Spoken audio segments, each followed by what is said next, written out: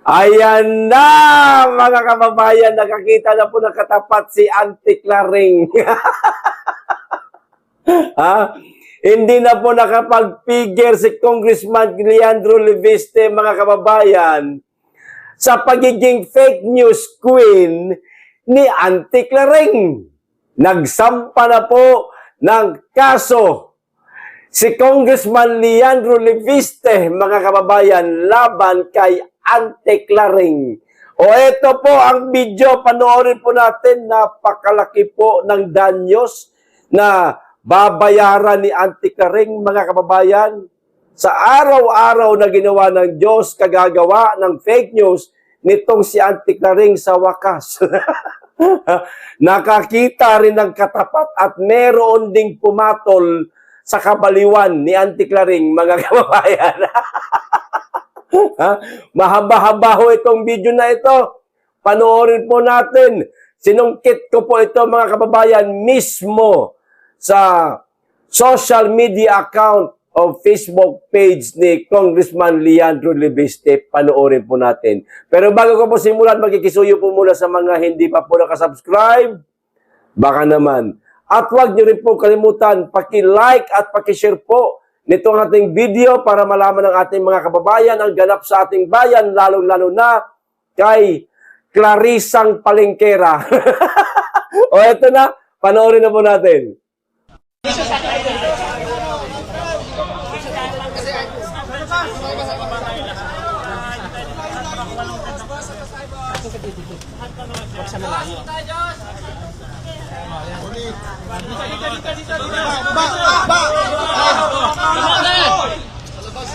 Sa labas! Sa labas! Para maluwag!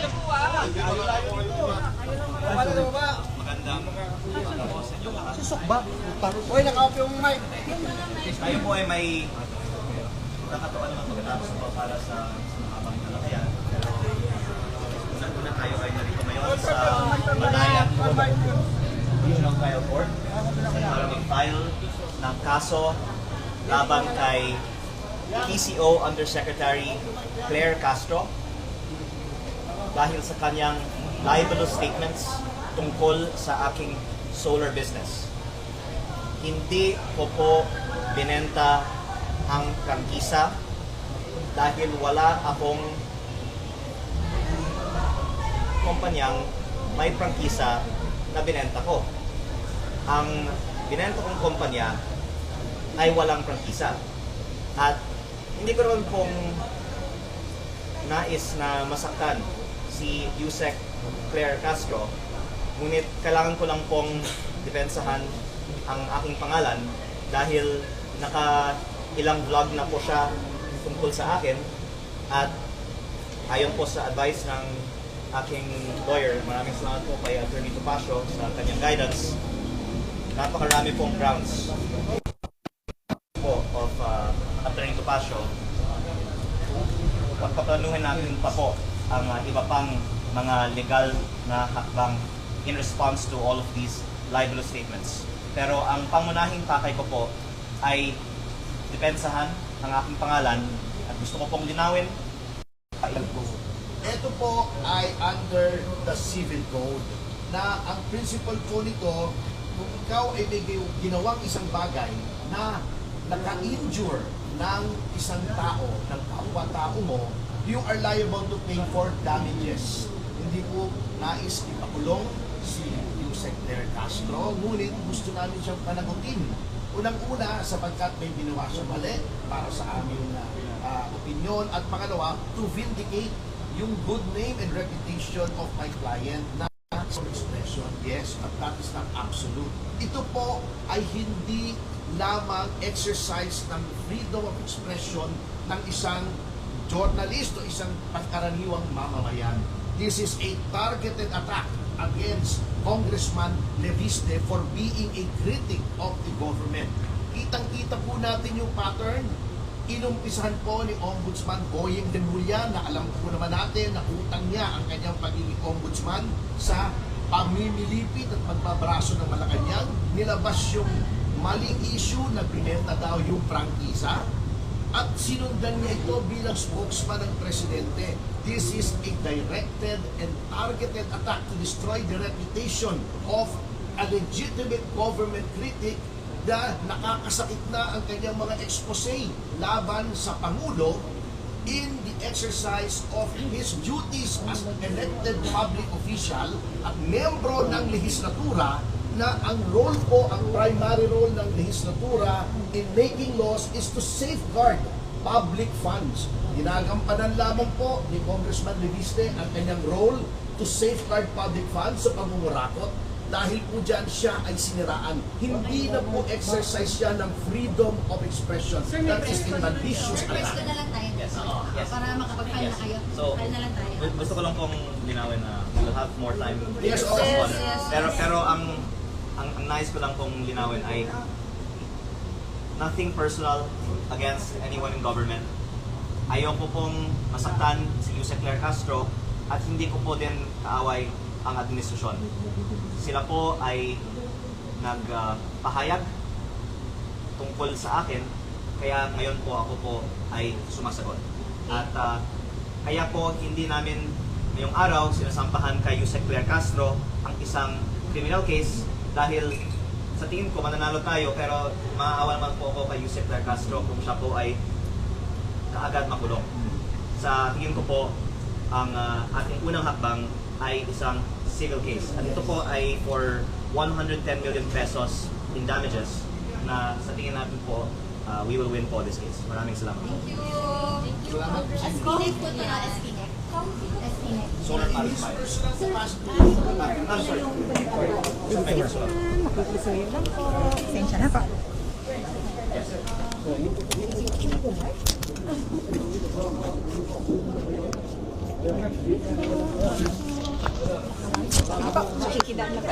Kikiraan lang, sir.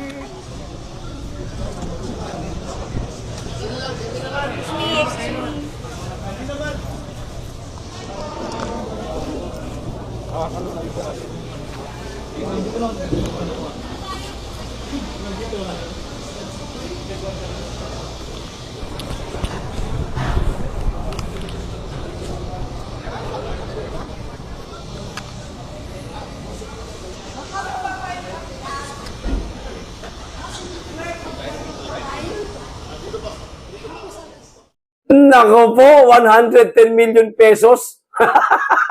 Ang babayaran ni Auntie Claire, mga kababayan, sa bagay. Marami naman siyang pera. Meron naman siyang amo na handang magbayad ng danyos niya kay Congressman Leviste, mga kababayan. Mapera amo niya eh. Ang laki ng confidential fund niya at saka insertion, no? 100 billion, di umano, ayon kay Saldico. Siguro naman, narinig niyo na po, mga kababayan, lahat ng mga tinuran ni Congressman Leviste kasama ng kanyang abogado na si Attorney Topacio, hindi ko na po ulitin. So, mga asar na lang po tayo ngayon kay Auntie Clareng. Mga asar na lang po tayo. Ipapaalala po natin sa kanya, mga kababayan, lahat ng mga kalukuhan niyang ginawa. Auntie Clareng, congrats! Nakahanap ka rin ng katapat. Ha? Hindi ka pinatulan ng mga DDS. Kasi, karamihan ng mga DDS, hindi mapagpatol sa isang abogadang palengkera ang bunganga. Ha? Hindi pumapatol. Si Congressman Leviste, hindi naman yan DDS. Oo, sabihin natin nanggaling siya sa pangangalaga ng dating Pangulong Rodrigo Roa Duterte, pero hindi niya naman sinasabing, oo, ako DDS ako. Walang ganon. Kaisa lang natin siya, mga kababayan, sa pakikipaglaban dito sa napakalalang korupsyon po na nangyayari sa ating bansa. Kaya natin siya ngayon nagugustuhan at sinusuportahan. No? Pero ang pinakamasaya nang nangyari sa araw na ito, mga kababayan, ang marinig natin mula mismo sa nagsampa ng kaso na si Claring ay makukulong na. Naaawa daw po si Attorney Libiste kay Claring. Naaawa naman po ako kay Claire Castro na kaagad makukulong siya. Ipakulong nyo na. Ha? Congressman Libiste, ipakulong mo na yung babae na yan. Masyado nang marami na sagasaan dahil sa pagtatanggol niya sa amo niyang bangag. Napakarami niya ng sinaktan, ginawa ng kwento, hindi lang siya pinatulan. Mabuti pa nga kayo, Congressman Libiste, pinatulan mo itong palengkerang babaeng ito. Ituloy mo pa kapag meron ka pang nakita na mga grounds na maaaring isampa o sampahan pa ulit siya ng panibagong kaso, gawin nyo po, Congressman Libiste. Sagarin nyo. O sa mga tao na mga nasaktan ni Auntie Claring, kung palagay ninyo ay karapat-dapat siyang sampahan ng kaso, samahan nyo na si Congressman Libiste. Samahan nyo po. Pagtulungan nyo yung litseng, na yan, palengkerang babae na yan para mabawas-bawasan naman ang mga bangag sa administrasyong bangag, mga kababayan. Okay. O ito pa isang balita, isang tabi na po natin yan. Mamaya-mayang kaunti, ipapanood ko po sa inyo mga kababayan. Isa pang video, patungkol pa rin po dito sa pagsasampangan ng kaso ni Congressman Libiste kay Auntie Claring. O, dito ho muna tayo mga kababayan sa mga sinabi ni Tito Soto mga kababayan. Patungkol pa rin po ito sa nalalapit na pagdinig ng Senate Blue Ribbon Committee. O ito po. Ayon kay Senate President Vicente Tito Soto III, naglabas siya ng 12 na subpoena ad testificandum kaugnay ng isinagawang investigasyon sa Senado. Kabilang sa ipapatawag sina, ito po, pansinin niyo mga kababayan. Ewan ko na lang pag hindi kayo napikon dito. Leche talaga tong si Tuta Soto. Napapaghalata talaga na tuta Sina Carlin Yap, Villa Engineer, Carlin Yap Villa, ayan. Engineer Gerard Panakan, Engineer RJ Dumasig, Orly Gotesa, Maynard Ngo, John Paul Estrada, Mark Texay, Saldico, Mario Lipana, Trivri Olivar, Gerard Opelencia at dating DPWH Manuel Bunuan. Naglabas din ng subpoena duces tecum ang Senado para sa mga dokumento ng Department of Public Works and Highways na naka-address kay Secretary Vince Dizon. Mga kababayan, wala pong subpoenang ipinidala si Tito Soto, mga kababayan, para kay Martin Romualdez. Ano ho sa palagay ninyo? Bakit wala si Martin Romualdez sa listahan? Senator Tuta Soto. Totoo ba talagang Soto? Tuta ka? Ni Romualdez? Totoo ba talaga? Tito Soto, totoo bang tuta ka ni Martin Romualdez? Si Gutesa lang, si Saldico ang mga naririto. Dapat pasumpinahan nyo rin po si Martin Romualdez para magkaharap. Etong dating dalawang magkaibigan na si Saldico at si Martin Romualdez. Mag-corroborate malamang itong sinasabi o sasabihin pa lang ni Saldico at saka ni Gutesa laban kay Martin Romualdez. Bakit ayaw nyo pong ipatawag? Para sa inyo ba talaga malinis si Martin Romualdez?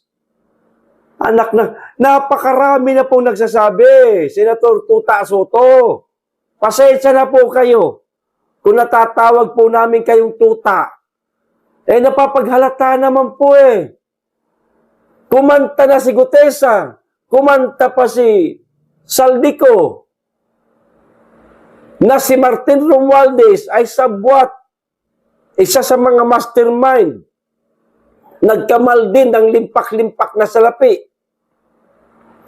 Bakit ayaw niyo pong pasubingahan? Ano ba relasyon niyo ni Romualdez, Senator Tuta Soto? Kaya kayo natatawag na tuta eh. Tuta ni Martin Romualdez, sinasabi niyo pang tuta mo, si Romualdez? Eh walang pinagkaiba sa dalawa eh. Ikaw ang maging tuta ni Romualdez o si Romualdez ang maging tuta mo, parehas lang yan, nag-aalagaan kayong dalawa. Ha? Tuta mo siya. Halimbawa, inaalagaan mo siya, siyempre ayaw mo siya masaktan. Tuta ka naman ni Romualdez, eh ganun din. Aalagaan mo rin siyempre. Ikaw naman ang aalagaan ni Romualdez. Ayaw kanya masaktan. So, mag-iiwasan kayo. Hindi kayo magkokontrahan. Hindi kayo magkakalaban. Ganun din yon. Walang pinagkaiba. Doon ka mali sa sinabi mo na yun. Ako? Tuta ni Romualdez? Baka si Romualdez ang tuta ko. Ha? Mas lalo na. Ha? Mas lalong napapaghalata kung tuta mo si Romualdez dahil mas iniingatan mo siya, ayaw mo siyang masangkot dito sa anomalyang flood control project, kaya hindi mo siya pinadalhan nagsubpina. Ganun ba yon, Senator Tuta Soto? Tama ba kami? Ayan. Ganyan sila maglaro, mga kababayan. Pag sila, katropa nila, huwag mo na padalhan ng subpina yan. Hayaan na natin yan. O ito pa isang video, mga kababayan, panoorin po natin. Kalimutan na po natin yung mga leche na yan. Magkantabay na lamang po tayo sa Senate Blue Ribbon Committee kung ano po ang magiging kahinatnan ng kanilang investigasyon. Sana matuwa naman ang publiko, hindi yung lalo tayong mainis sa gagawing pagdinig. Nitong darating na po na Lunes, ako manunood talaga ako kasi pupunain natin yung mga mali nila. Abang-abang na lang po tayo. O, ito pa isang video, mga kababayan. Panoorin po natin ito. Tungkol po ito, mga kababayan, sa ASEAN Summit po na magaganap po sa ating bansa. Kung saan nung mga leader ng iba't ibang bansa, mga kababayan, na malapit lamang po sa atin na miyembro po nitong ASEAN, pupunta ho dito, di ba? Dahil tayo na po ang tawag nito, chairman. O, tayo po ang, dito po sa bansa natin gaganapin, sa madaling salita, itong ASEAN Summit. Nangangamba di umano, mga kababayan, itong isang ekonomista na baka i-boycott po. I-boycott ng mga iba't ibang leader ng iba't ibang bansa, itong ASEAN Summit na gaganapin po sa ating bansa, maaaring hindi di umano ito daluhan ng iba't ibang bansa, mga kababayan. Sobrang nakakahiya na. O, ito po yung video. Panoorin na lang po natin ang kumpletong detalye para mas lalo po natin maintindihan. O, ito na po. Mabahala po ang isang ekonomista na posibleng i-boycott ng world leaders ang ASEAN Summit and o ang iba pang mga related meetings na gaganapin po sa Pilipinas ngayong taon. Alamin ang dahilan sa report ni MJ Mondihar. Magiging host ang Pilipinas at chairman ng ASEAN Summit and all related summits ngayong taon. Dahil dyan, inaasahan ang pagpunta sa Pilipinas ng heads of state ng 11 ASEAN member countries. Inaasahan din ang pagdalo ng world superpowers sa hindi miyembro ng ASEAN, gaya ng United States, China, Russia at iba pang bansa. Ngunit ayon sa CPA economist na si Cora Guidote, dahil sa kasalukuyang investor climate ay nanganganib na i-boycott ng world leaders ang summit. Actually, medyo kinakabahan ako dyan sa pag-host natin sa ASEAN kasi usually pag walang tiwala yung mga bansang yan, baka hindi sila magpadala ng heads of state. Baka ang ipadala nila yung mga lower level officials lang. Diin pa ni Guidote, tiyak na nakikita ng potential investors ang panggigipit sa mga lokal na negosyo na tinuturing na kalaban sa politika ng administrasyon. Tingnan mo yung nangyari ngayon kay Congressman Leandro Leviste. He is a major businessman. No? He has invested in solar power plants. Tapos ngayon tinatanggalan siya ng lisensya. Just because may mga binunyag siya na katotohanan tungkol dun sa DPWH. Pinagmumulta ngayon ng Department of Energy ng 24 billion pesos ang Solar Philippines Power Project Holdings Incorporated, ang renewable energy firm na itinatag ni Batangas 1st District Representative Leandro Leviste. Ayon sa DOE, bigo umano ang kumpanya na tuparin ang mga ipinangakong produksyon ng kuryente sa ilalim ng iba't ibang service contract. Sa kanyang official Facebook page, iginate naman ni Leviste na panggigipit ang ginagawa sa kanya. Anya, ang nasabing kumpanya ang may pinakamalaking kapasidad ng renewable energy sa bansa at nakapagdala ng pinakamalaking foreign investment sa Pilipinas noong 2025. Hawak ni Leviste ang tinaguriang Cabral Files ng yumaong dating Public Works USEC na si Maria Catalina Cabral na naglalaman ng listahan ng mga politiko at opisyal na sangkot sa anomalya sa flood control. So, kung ganun ang gagawin ng gobyerno, imbis na ayusin yung problema dun sa corruption, yung nagbubunyag pa ng katotohanan, yun yung i-oppress nila, di ba? Businessman yun eh. Inaasahang makakalikha ng maraming trabaho ang hosting ng Pilipinas sa ASEAN Summit, lalo na sa sektor ng turismo, hotel and restaurant at transportasyon.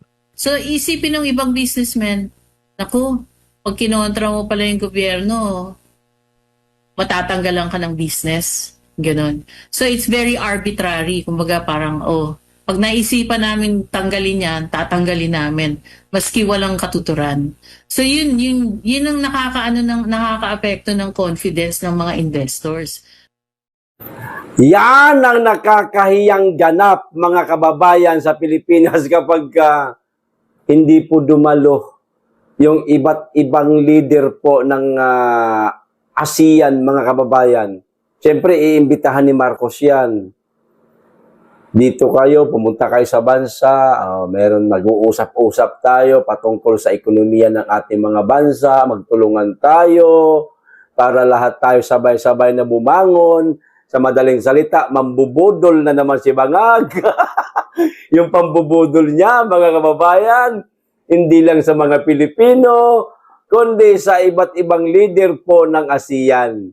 Ang kasamaang palad. Baka natunugan na si Marcos, mga kababayan, ng mga iba't ibang leader ng ASEAN, ng iba't ibang leader ng bansa.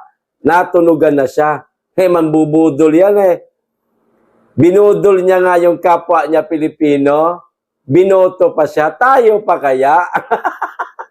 Hindi naman tayo kalahi ng magnanakaw na yan. Ha? Higit sa lahat, hindi rin po natin binoto yan. Ibang lahi tayo sa kanila. Pilipino sila. Halimbawa, Myanmar ang may sabi.